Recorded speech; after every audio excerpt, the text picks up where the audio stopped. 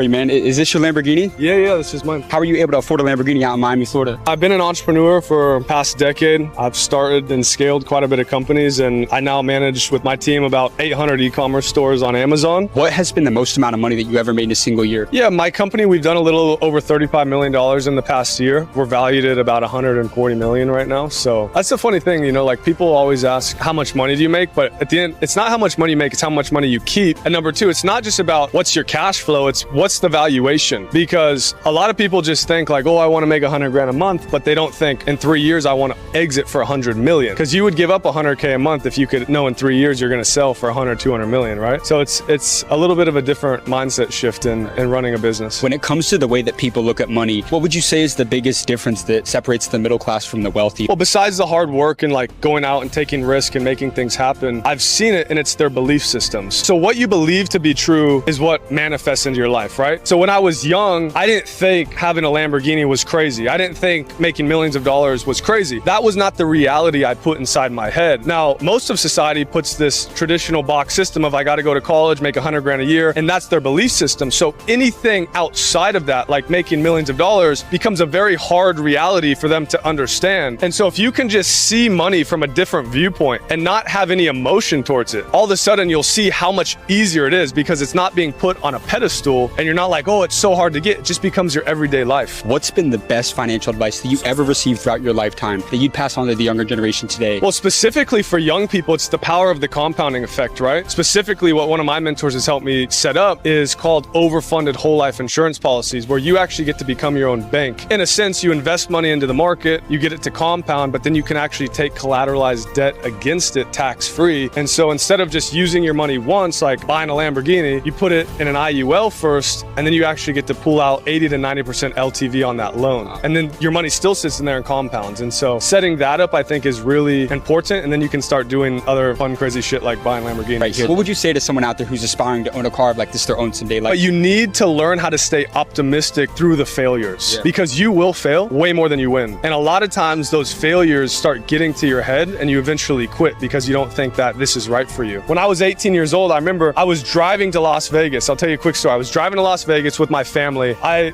decided not to go to college, and they had told me, because I was looking at these deserted houses out there, I said, man, who would ever live out there? They said, Ryan, if you don't go to college, you're going to live out there one day. And I remember envisioning me one day traveling, living the life of my dreams, driving a Ferrari. And I had absolutely no idea how I was going to get there, but I just knew it. I truly, truly believed it. And so the funny thing when I got this Lamborghini is I was on a business trip in Vegas, and there was this full circle moment where I remembered when I was 18. And so I went to this exotic dealer, and I was going to buy a Ferrari, but there was just too good of a deal on this Aventador, which is also, you know, something I've been wanting. So I said, fuck it, let's buy it. And now my 18-year-old self is like, fuck yeah, Ryan, we did it. You know what I mean? And final thing, you need to learn how to sell. Without sales, there is no money, right? Sales at the end of the day is taking one piece of value that you might have and someone paying money for it. That's all it is. It's not hard at all. For instance, there's a kid behind me. He wants to sell me on listening to one of his rap songs. Now, am I in the mood for rap right now? I actually am. So I'm going to pay him for the value that he's going to bring me. So you have to learn how to sell value that people will pay big money for.